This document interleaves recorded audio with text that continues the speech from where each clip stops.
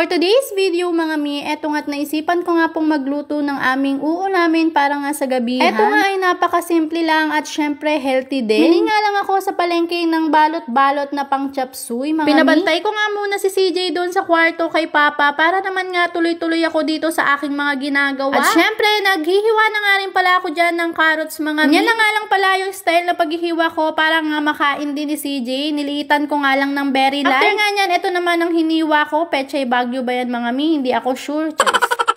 Pagkatapos ko ang hiwain yan, eto namang sayote nga yung hiniwa ko. At isinunod ko na nga rin pala itong repolyo mga mi. After ko nga maghiwa dyan mga mi, eto nga't niligpit ko na nga rin pala yung mga kalat ko dito sa lamesa. Simula na nga rin pala ako mag-isa dyan ng bawang at sibuyas mga Pinagsabay ko na nga lang din yan kasi ganun din naman yan. Isinunod ko na nga rin pala itong mga sayote mga mi at sinunod ko na nga rin pala itong mga carrots. Hinalo-halo ko nga lang yan at nilagay ko na nga rin pala itong kinsay. After ko nga mahalo-halo yan mga mi, nilagyan ko na nga rin pala yan ng tubig, 2 basong tubig nga lang at isinunod ko na nga rin pala itong paminta, hindi ito mawawala.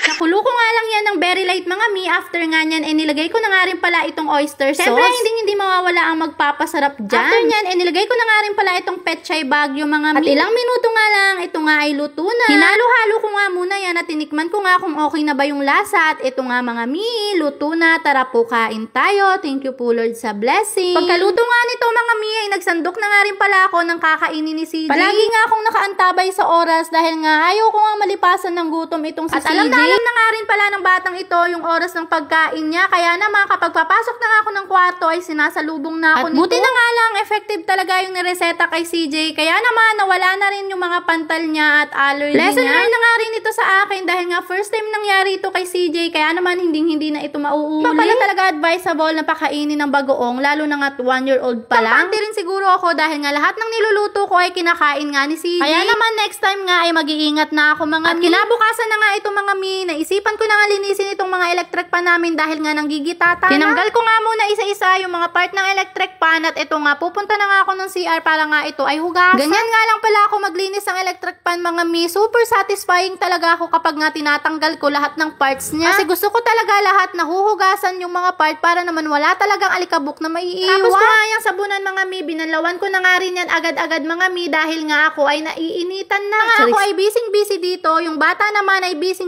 nga ring manood. Pinagbigyan ko na dahil minsan lang naman. Para nga ako ay magtuloy-tuloy din sa mga ginagawa ko para hindi na nga rin ako saway ng saway. Charis. Kung pinapatuyo ko nga yung part na hinugasan ko, eto naman, pinupunasan ko naman itong electric pan. Tinatanggalan ko na nga rin pala yan ng alikabok mga mi dahil hindi ko naman nga kayang buksan yan. Kaya ganyan na nga lang yung ginagawa ko at tinitingnan ko nga mabuti kung may naiwan pang alikabok. After nga nun mga mi, tinabi ko nga muna at nagwalis nga muna ako dito sa kwarto namin. Gagaspangan na naman nga kasi ako dito sa sahig namin. Diyos ko, recently vlog ko nga ay hinugasan ko nga pala itong mga puzzle mat ni CJ. Kaya naman ngayon ko pa nga lang siya maibabalik. Every week kasi mga mi ay isang beses nga ay hinuhugasan ko talaga tong puzzle mat ni CJ. Mabilis din kasing magdumi yung mga ganito mga mi. Kailangan din nga nito ng maintenance. Binibilisan ko na nga dyang magkabit dahil nga ako ay init na mga mi. At habang nasa mood pa nga yung bata, hindi pa nga nanggugulo dito sa ginagawa ko. Pagkatapos ko naman nga magkabit dyan, eto nga't kinabit ko na nga rin agad-agad itong electric pan. Hindi pa nga siya totaling tuyo kaya naman pinunasan ko na nga muna. Habang kinakabit ko nga yan mga mi, sinesermonan ko nga itong si CJ dahil nga sigaw ng sigaw. Hindi ko na naman nga malaman kung ano ang gusto at tinotopak na naman. O siya mga mi, hanggang dito na lang muna. Salamat sa panonood!